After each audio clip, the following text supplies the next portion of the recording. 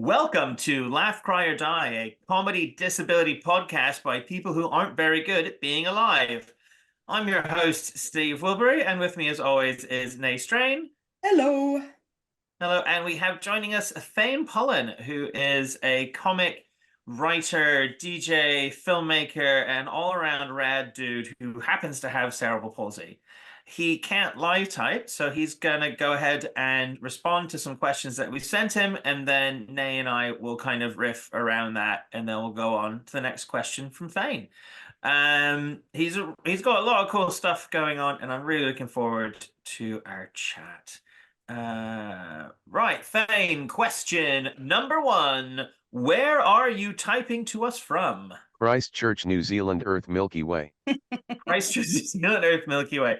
Thank God. If you were calling from Christchurch, New Zealand on Pluto, in the Zumbon system, I'd be fuming. Those guys. Are you sure? Are you sure you're in the Milky Way? And there's no way of knowing. I mean, that's what the scientists say, but have you done your own research? I've seen several YouTube videos that say the Milky Way is flat. Yeah, I read a Facebook post. The world isn't as we imagine it to be. I'm convinced it's fact. It's science. It's true facts. Right. So no, you're in New Zealand with the rest of us down here on the South Island, the best island. Do you ever get tired of being an inspiration? I have never been comfortable being called an inspiration. To me, I am normal, I am living a normal life. I have resigned to the fact that I have no control about how people see me. I say F off and be inspired by someone else, and people still call me an inspiration. Even people who follow me for years are still calling me an inspiration, which is literally against everything I teach. I have come to the conclusion that people don't listen. Which was a very disappointing realization. It makes me question why I even bother. So, my new rule. If you see me as an inspiration, okay, fine, you could at least keep that information to yourself instead of saying something that I've heard a billion times before and goes against my entire belief system. Now, if you're inspired by my accomplishments, that's more understandable. But random people who know nothing about me calling me an inspiration for doing something mundane like going to a nightclub and having a drink, no, sorry, F off. I could rant for a few minutes about how society makes it so difficult for us to go out, then acts pleased when we cut through their obstacles. It's messed up, to put it very politely. Yeah, because like just being an inspiration just for being alive, that's kind of the bare minimum, right? And it is really that thing about like seeing the disability first and the person second. It's like I went out to a nightclub, which doesn't even cross my mind, but you, the disability, did it, so it's amazing. When I was listening, I was thinking about what you're saying is like, why do we even talk or teach or try and show people anything? Yeah, like educating people about your disability, but they've already made their minds up. They've already prejudged on what your capabilities are, and you may be able to do what they are assuming you may not, but judging you just on their sort of limited knowledge, that's shit. And like you say, you achieve a lot, and that's not because of your disabilities. It's kind of got nothing to do with your disabilities. I want to just like pivot that to comedy real quick, because that's something that I think a lot about, especially kind of in the disability space stuff. So like when you're doing comedy or any kind of most creative things, you do what you know. You talk about your life and the things that you do. And for most people, that's going to the airport or, whatever. But because the disability is like the widest factor of our life, and because it is, I think, the most interesting, most people don't know about it. So many people that we talk to, especially on this podcast, like are creative people. There's like, I think one, you get bored when you can't work. And people want to be doing something and contributing, I guess, to the shared social experiment, and this is one thing that we can do is make art. Yeah, because like we're creative, intelligent, funny people, and that's kind of wasted because we're not going out to work and living this normal life. It's like, hey, everyone, I've got an awesome person inside here. Like, I don't want to waste that. I should be giving that to people. I'm a gift. Don't waste this treasure that you've got in front of you. Sometimes I think of my body as a leaking bin bag that is a treasure to humanity, apparently. I think of you as a leaking ball bag. You know, I think of me as a leaking ball bag with a W, which is an amazing Scottish word. Ball Okay. bag. Okay. You're a ball bag. You can't call someone, hey, Jimmy, you're a ball bag. That sounds terrible. Hey, Jimmy, you're a ball bag. That's an insult. I think I'll stick with calling you a ball bag. I'll stick with calling you a fucking cat. Please do. Probably edit that bit out. Hey, Thane, how long does it take to type out a joke? It depends how long the joke is. Maybe 5 to 10 seconds per word. So, perhaps 5 to 10 minutes, unless it's a one-liner. Yeah, you'd want to stick to one-liners, but then you have a lot to say. So, like, that must be a massive ball ache, bro. It's still quicker than me. Naomi's single hunt and peck. Well, see, I can do the typing. I'm good at that. I just can't think of anything. Just sit there staring at a blinking cursor, silently cursing your stupid, stupid brain. Yeah, and I can't even blame it on an absence seizure. Just me just sitting there, just staring. And it's like, yeah, I'm not just being rubbish. No, but you've got the spaz card. You'd be like, oh, I was going to write, but I had 14 absent seizures in a row and nothing got done. And I've always thought with the seizures as well, if I'm on stage and I absolutely bomb, I'll just go, seizure, clap, get out. Totally blame it on that. Thane, I like your voice. It's very smooth. It's nice and it does seem to suit you. But have you ever considered changing it to like, I don't know, like an angry Russian person or something? I now have settled on a clear public domain voice. 2 of my birth brothers cloned their voices so I could use them, but the software had massive problems. I really need to find a use for their voices. I feel really bad that I didn't end up doing anything significant with them. With these new AI voices you could make anyone say anything. You could be Donald Trump or Chris Luxon and get them to say something completely stupid. Although if you want to hear Chris Luxon say something completely stupid, all you really have to do is play back one of his interviews. Ditto for Donald Trump. A lot of people ask about voices, but this is not something that I particularly care about. All I really need is it to be clear, and to be able to use it commercially. Similarly, wheelchair equipment and wheelchairs are not something I enjoy focusing on or talking about. I would rather do other things in my life than go for assessments, etc. Yeah, no, I feel the assessments, the poking and the prodding and the do this thing and the just I fucking hate hanging out in hospitals, man. They're just Yeah, like the amount of neurologists and doctors and all that sort of stuff that you're involved with day to day, that is so tedious, and having to repeat the same story over and over again. At least then you can program it in and you don't have to repeat the same thing to each doctor. You can just hit play. That's kind of cheating. So I've been gifted to a new neurologist that I'm tried to get in touch with my neurologist, and they went, oh, she's left. I'm like, shit, it took me so long to get somebody who actually listened properly. And they said, oh, we booked you in with a locum in June or July. And it's ugh. like I had stuff had changed and I needed to talk to them. But you know, it's like you're kind of at the mercy of the legal system. Oh crap, what have I done? I'm at the mercy of the medical system. And yeah, so in your own life, in your normal life, the last thing you want to be talking about is what we're forcing you to talk about today. Has anyone ever given you grief for saying cripple? Not in a big way. I think even people who don't like it accept my usage. I just say it because I find it funny, and it causes controversy. There's no deeper meaning. I'm not trying to reclaim the word. I should also say most of my comedy had a good social message. Causing controversy was only a part of it. Though, perhaps the social stuff was unintentional. I was mostly just making fun of things that annoyed me. I say that if you go after people for the right things, then you're regarded as a comedian. But, if you go after people for the wrong things, then you're really just an a-hole on stage. However, I also ultimately believe that humor is subjective. When people say that's not funny, they really mean that something isn't funny to them. Most industries change with the times, savvy people adapt. Unsavvy people moan that they can't tell racist jokes anymore. The few times I had problems with the material in my set, I just completely ditched it.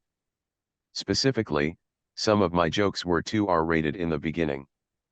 But, I am not really interested if individual people don't find my Facebook jokes funny. That's your opinion, not interested, go away. I may be rambling with two completely contradictory thoughts. I think my point is that a comedian typically appeals to a large group, but you don't have to please everyone all of the time, nor is it the comedian's job to cater to you personally. But regarding people getting offended, I once posted about my desire to be a sperm donor, and I joked that my disability could not be passed on, but my good looks could be. Someone said that I shouldn't joke about that and blah blah blah. I think I just mocked her, or I can't actually remember, but I knew that I wasn't having any of it. It's my disability, I get to joke about whatever aspects of it that I like. Sorry, I tend to enjoy going off on tangents, and you can expect me to do that again. I love that. No, that's great. The tangents, like as you may have noticed from my rambling, we tend to do that a little bit here, and it's where I think the most interesting fruit lies. It's where all the fun stuff lives. But you can go too far. Some podcasts just spend time in the weeds instead of talking about it. Sorry, I cut you off, Nate. Yeah, we stray into the weeds, and then I think kind of pull ourselves back. It's the stuff that's said when it's not recording that we should just keep on recording when we're not doing the podcast, because the stuff that no, okay, I can see you shaking your head there. Okay, so we're just saying about reclaiming the words, like I say, I call my seizures having a spaz, or I'm being a spaz, and most people, even the paramedics, are fine with using that with me because that's the term that I use. And I don't think I've ever had any particular backlash. People are shocked when they first hear it, and you can see that go across their face that, are we allowed to call it that? But it's not done to shock or to, like you say, reclaim or anything like that. It's just, that's just what it's called. Get over it. So the thing with like doing a bit like on stage versus the openness of posting a joke on social media is, I think when you're doing a bit on stage, it's easier to come across as authentic and the reason that you're doing this joke, whereas people fill in their own information on social media about who this person is and what they're like and what their experience is. And we've kind of talked a bit about it because it is difficult. Like, at what point are you punching down towards other people who may have your same disability? Like, just because you've got, epilepsy or a condition or whatever, like there are other people who may be having an even harder time, and like, who are you to make them feel sad?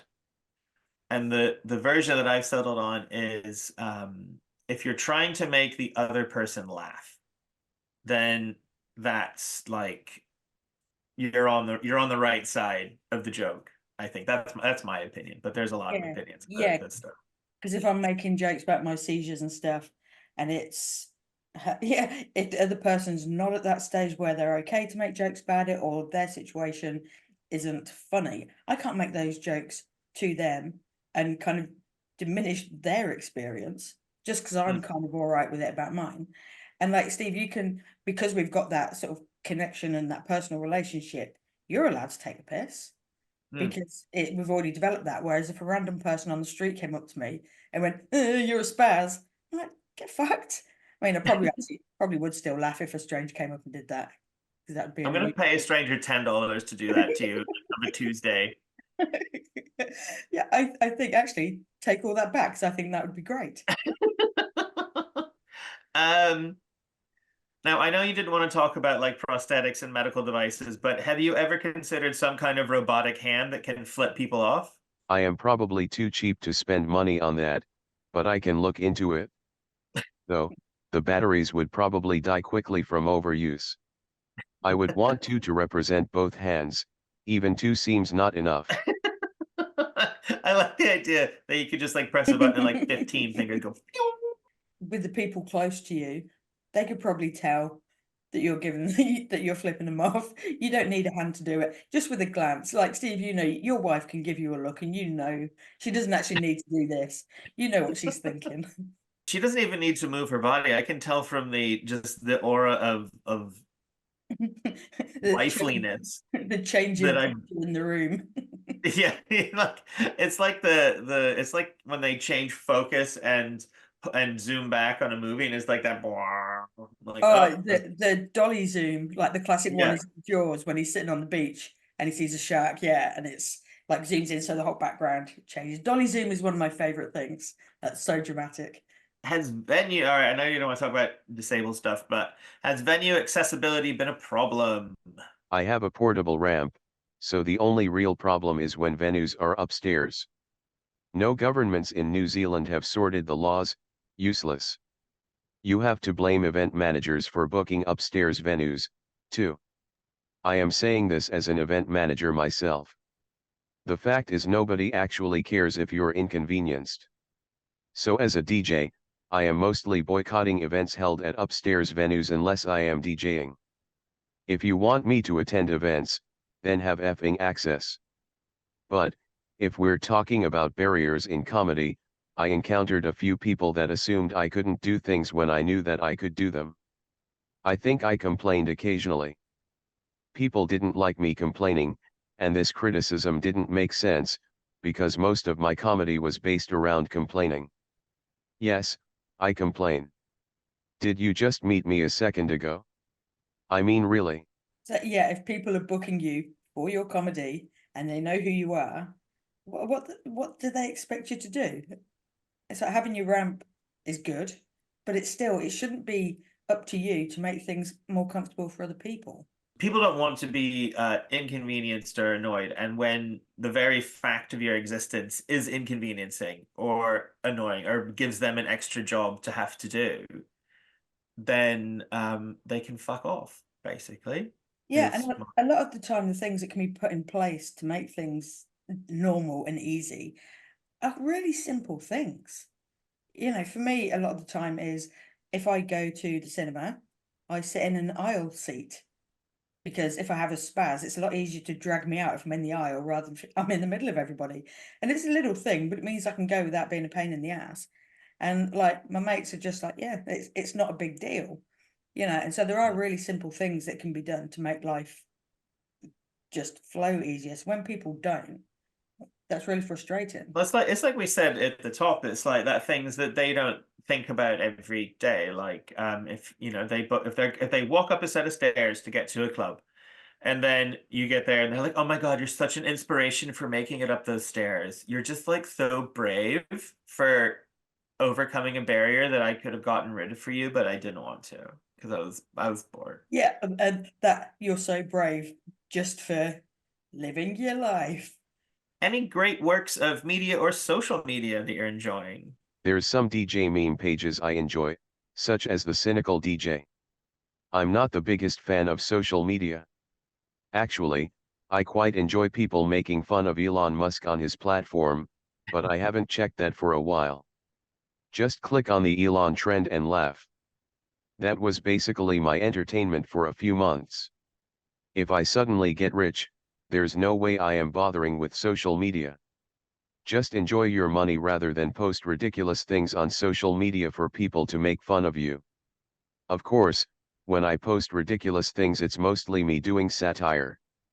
Some people complain about my posts, but they normally just take me too seriously, or misunderstand the posts. I do genuinely F up from time to time, but hey, I am human. At least I am not trying to output a completely fake version of myself pretending I am always happy blah blah blah la la la. Yeah, that's the thing with social media is the tone that you can come across in a text, you know, or a message is really hard. And so people do get offended by stuff that's just meant as silly nonsense. And it kind of takes the joke away from it if you have to go, oh no, this is what I meant, or put an emoji to go, actually, it was just being friendly, it was just being silly. And so, yeah, just fuck off, grow up, get over it, just move on if you don't find it funny. there's on Reddit they've taken to doing just a stroke S for sarcasm, and then it's like it just goes away. Some guy tried to invent a sarcasm like an exclamation point. I don't know what the name for punctuation mark. Thank you. I think stroke S works.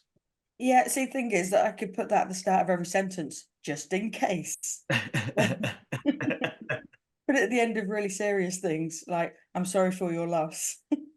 Stroke S.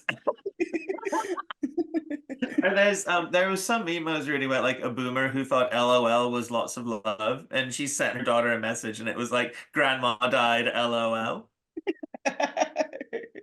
Brilliant. I love it when old people get stuff wrong. They try. My favorite joke that I saw about boomers on the internet was that the social media has done to our parents what they thought video games would do to us. Completely, yeah. It really has, like, the amount of like old people, they're just so addicted to doom scrolling. Yeah, see, I've fallen into that a little bit. I often have to let go of my laptop and go, I can't change their opinion through Facebook. Stop arguing. But like people said to me, "Are you really good at getting into these?" I call them discussions, not arguments, because I'm there to educate. But people said, "Oh, you're really good when you get into these discussions." And it's like, yeah, because I only get involved in the ones I know that I can win, that I know I can completely destroy the other person. I'm not going to enter it if I'm like a little bit unsure. I think that's the problem is people mistake their I'm a bit unsure for I am so right. Yes, yeah, and then doubling down. And it's like you can get out of Yeah. any argument if you can just go, oh, good point. I'll think about that. And so you can say what you want up until that point, and then you seem really, open to listening to their opinion. When really you've actually just failed the argument, you've completely lost and you want to run away. Okie dokie. Next question. Thane, have you ever met anyone who thought your brain was also crippled and then slowly realized that you were a present thinking person, and what's that been like? A few people, I really can't remember the details. I know that a group of people didn't speak to me because they thought I was dumb, so I called them out for it on a blog. Then they continued not speaking to me because they thought I was rude. Honestly, I try not to talk to people, particularly online, because I am always busy. Messages eat up too much time. You must be very special for me to actually want to engage with you. So, I really don't talk to many people to know any such people. If people are that uninformed, then we probably wouldn't get on anyway. It goes back to us being very special treasures, as Naomi said at the start of the podcast. We are indeed shiny baubles for Thane to play with us. I'm playing with your baubles. It's that was a cheap joke. I was going to say that was low-hanging fruit, but that's too close to your balls. I think that was another thing that I just wanted to tie back. That when I was on my rambling spree about comedy was with the R18 stuff. It's like it is that low-hanging fruit. That's the one that everyone goes for at first when they start comedy. And with comedy, it is the sort of not everyday stuff.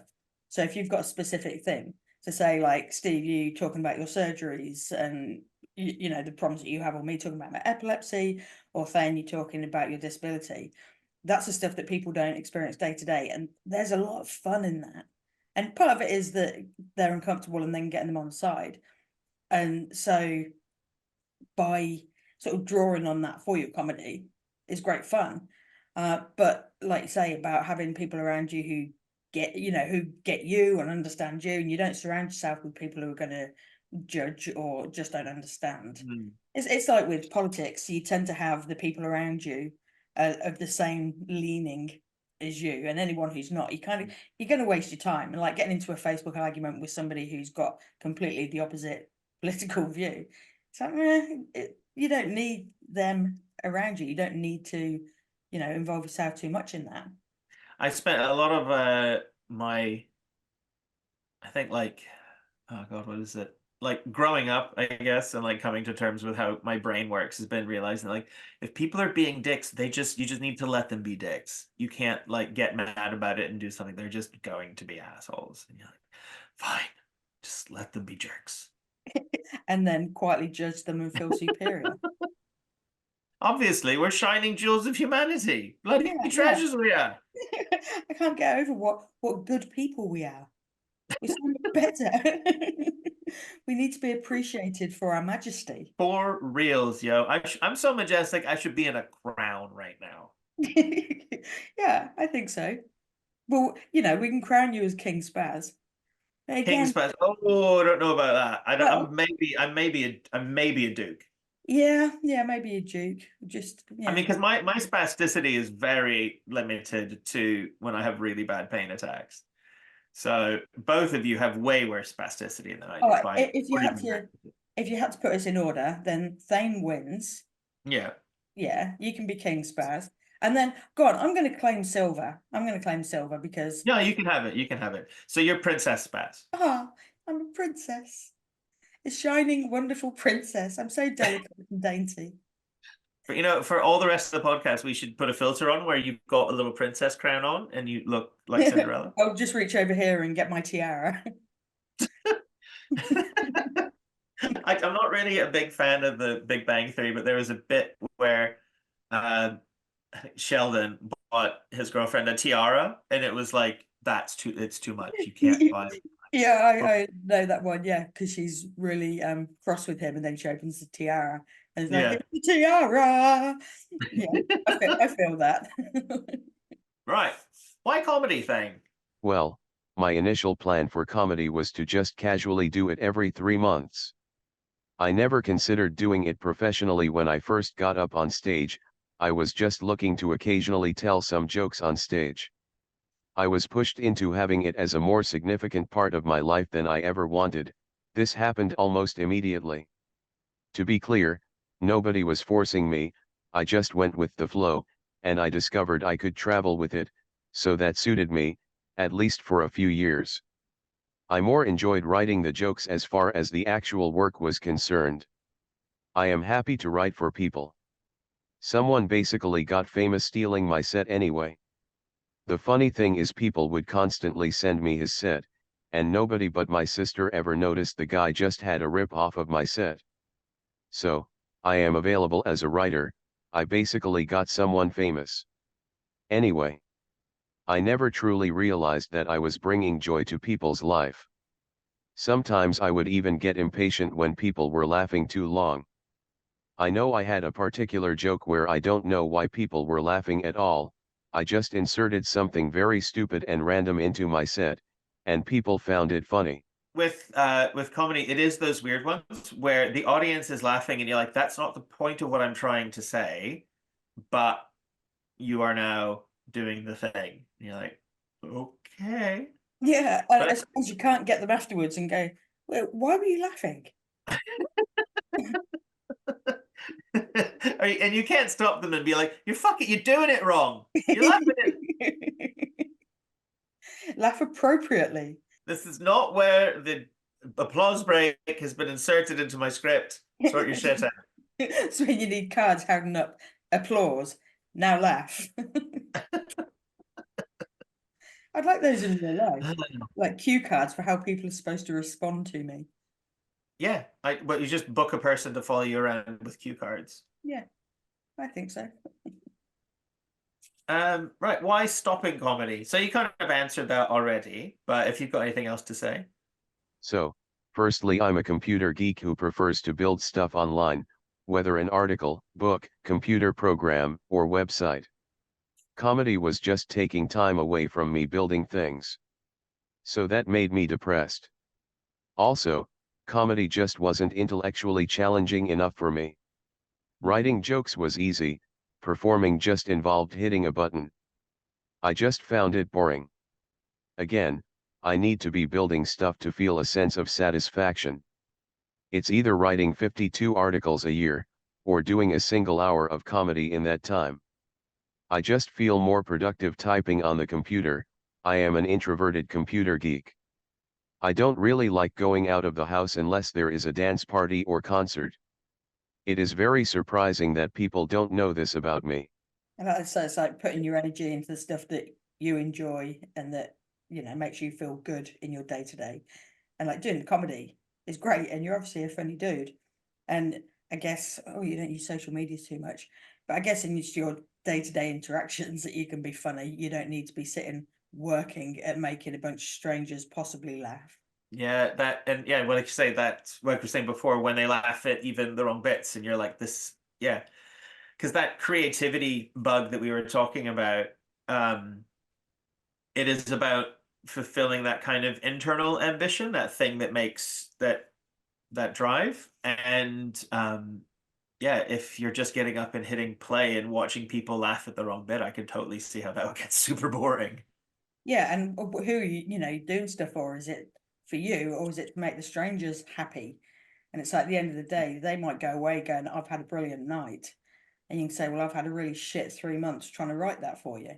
And also that what you're saying about not wanting to go out, and I can see, but I don't think I could ever understand, like how difficult just navigating the super simple stuff like getting out of the house and into a car and all the 900,000 steps that it takes to get to something that even Naomi or I, who have not unreasonable disabilities, are like, wow, that must be spicy, man. But that's what's great about computers and the internet is that, and assistive technologies and all those kinds of things, is that you can do the fun internet stuff there, you know? Yeah, and we've said before about the good thing about having a disability is it does free up space. As much as we would, like to be doing a normal life, the fact that we can't, it's like, okay, what do we do with that time? And it's like, we can sit and do the things that, make us happy, that we enjoy day to day, and fill our time with more fun things than sitting in an office. You're not wrong. I think we're a model for what universal basic income really should be, is beautiful jewels of humanity making shiny art that's amazing and makes everyone happy, and the world is beautiful and there's rainbows and you're a princess. So technically, I earn my benefit just by being my amazing self. I do a bit where I say like I've never actually totaled it up, but like for my 9 surgeries, I say like I'm the $198,000 man. Imagine if you were in America, how much you would cost. I think I think $1 jillion. An actual. America would probably just let you die. And Oh it's, no, I would be so dead in America. I would not have had the medical care I needed for one of my things that would have killed me and I would have died. I mean, that's a good thing with New Zealand, I guess, that Well, we don't die from preventable diseases. no, that you've been kept alive. Is it though? Is it? Yeah, some days, Some whether it's, days I'm like, boy, the cold embrace of the grave would be nice today. but as we say, we are shining jewels, and so the country should pay for Shiny, you to be shiny. alive. Yeah. What's the elevator pitch for your film? It depends which film. I think that my more commercially acceptable idea involves a disabled woman that keeps getting abusive carers, and stops them by ending their lives with her paranormal powers. Ooh. Horror is a popular genre. I have interviewed many horror actors and producers.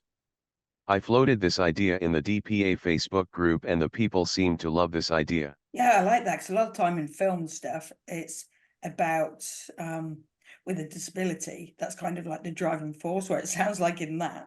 The paranormal skills are slightly more interesting than the disability.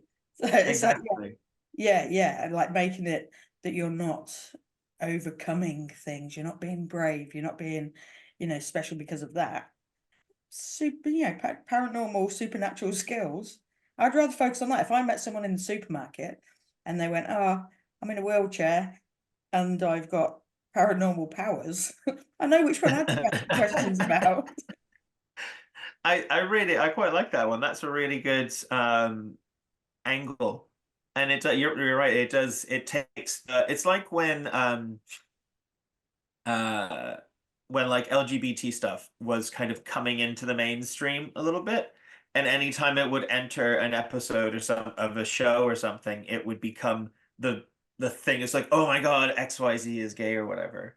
And then as it moved on, and they were just like, they are characters who happen to have this trait, which is Yeah, really yeah. Because in the what, past, it would be like a camera zooming in on two guys holding hands, and that's the whole yeah. focus of it. Whereas now, it's just a couple of guys holding hands. And I think I think we are starting to see sort of disability become more sort of normalized in films. Oh yeah, for sure. Like I have definitely noticed like on what was it on like Doctor Who and in what was the show with Good Omens? And I have like clocked there's a particular actress whose name I can't remember who's in a wheelchair and has a card. I'm sure she would have a spouse card of some color. Um, but yeah, it's definitely around more, which is nice. It's nice to see. You can't remember her name or what her particular disability is.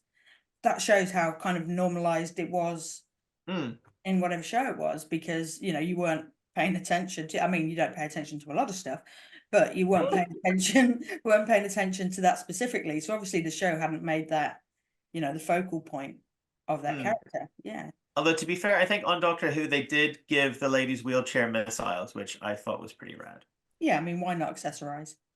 Why not accessorize? And I love the idea of what you're talking about, like the woman who gets abusive carers, like just from a care angle, like you could do some really fun stuff with what really makes it what is abuse, and then have their heads explode as their eyes fill. That'd be cool. I love your film pitch. It's awesome. What about the DJing? What inspired that? I have wanted to learn to DJ for years. It was only when I was planning a gig when I inserted myself in the lineup. At this time I had no experience at DJing. I don't know if this was a wise decision, but I pulled it off. I just enjoy going to nightclubs, and did have desires to work in the nightclub industry. I finally did it. Plus my friend pointed out if you're the DJ you don't have to talk to people, that definitely suits me. I can dance at parties and have a legitimate excuse not to talk to people. My dream job. Although I'm not opposed to talking to people under the right circumstances. I just don't like people who spell out their name 5 different times. Firstly, I can effing hear, you don't need to spell, I need to spell. It is me with the verbal disability. You are only prolonging me not being able to dance completely unnecessarily. Then you get people who spell out are you having fun 5 times. You're interrupting my dancing, sweetie, I am not having fun. But, I was at a dance party a few months ago, I actually had a good time talking to people, which is incredibly rare at nightclubs. I don't understand how people can think spelling things out is necessary with you. It's like that joke, isn't it? It's like, what's that writing that deaf people read? Braille. Yeah, is it though? Is it? Oh no, Just the writing that deaf people read. That's you're thinking of blind people. no. Well, that's exactly the joke. As soon as you do that, what's that writing for deaf people? People have already got that judgment. Oh, disability, oh, special writing. Nobody actually picks up on the fact that that disability it doesn't is connect to the that other at is all. the other one. And so, like, yeah, because you can't verbalize, then Mm. people assume you're not going to have that understanding either. People suck. People do suck. Though I think you're probably more social than I am. I haven't been to a nightclub and danced for a long, long time. And I'd be quite happy if people interrupted me because I don't dance well. But you spaz so well. You'd think the two would cross over. Well, that is in one of the comedy sets that I did. It's like most people will take pills to dance all night. I'll skip my meds. That's a good bit. Yeah, I know, right? Took me a long time to write that. And you've got so many different interests. Like how do they interact? Like what's the one that really sparks for you? Because doing one thing is boring. I've been a comedian, author, programmer, interviewer, DJ. How many people can say this? Sometimes I can interview an actor just by messaging him on Instagram. Well, this only worked once, most of my interview inquiries are ignored. Previously I have interviewed a top trance DJ. And I asked a question to Snoop Dogg, some people may have heard of him. And as stated before, DJing is pretty much my dream job. If I just stuck with comedy, or programming websites, I wouldn't be doing any of this. Some people judge others for not doing one thing, but it feels like I have complete freedom now, and I love some of things I am doing. So, really, judgy people can F off. Like we said before, it's that we're saying DJing is the one that like really like is what gets you excited, and being able to, I think, have the, I guess, introspection to say like this is the thing that I want to do. And with you saying with comedy, it just kind of swept you along, and being able to say I want to get off this ride and do my ride, not the ride that everyone expects of me, is really cool. Yeah. That's the end of my questions. Have you got anything else that you'd like to add, Thane? You can buy my books, The Teachings of the Grumpy Cripple, and The Confessions of a Partying Cripple. You can get them on my website, thanepoulin.com. I am most active on my personal Facebook, Thane Poulin. I hardly post on my account on the website formerly known as Twitter, or my Grumpy Cripple Facebook page, but you can follow me there. I also need more YouTube subscribers. I am Thane Poulin on there. Yeah, Oh, cool. Well, we'll make a deal. I'll subscribe to your YouTube channel if you subscribe to ours. Do a trade. I think that's a fair trade. As if unite. I was doing a set at Ruby Bay tea rooms because I'm kind of a big deal, and I did a bit at the end, and I was like, you can follow me on Instagram, and I was like, doesn't it suck that I have to do that? Because we're in the future, and it's not the future I wanted with jetpacks. It's this horrible post-capitalist dystopia. Sucks. Yeah, And then that I got rid of begging people to follow, and it's like we have to do it, but it's painful. it is just ick, isn't it? It's ick. Well, thank you so much, Thane. Those were really thoughtful, awesome answers to our questions.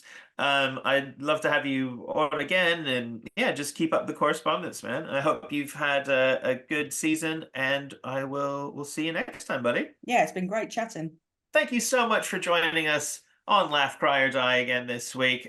We've had a really awesome time speaking to Thane. I hope you guys have enjoyed listening to him as much as we have, and we'll see you all again next time, or out there on the interwebs. See ya.